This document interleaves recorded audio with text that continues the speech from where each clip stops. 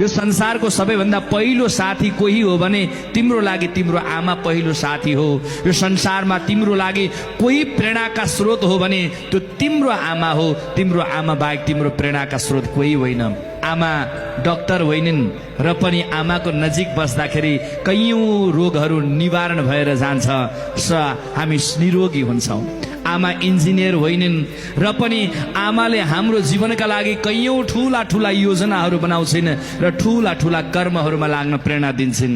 आमा वास्तवमा भन्यो भने त्यो करुणाको सागर हो, त्यो दयाको सागर हो।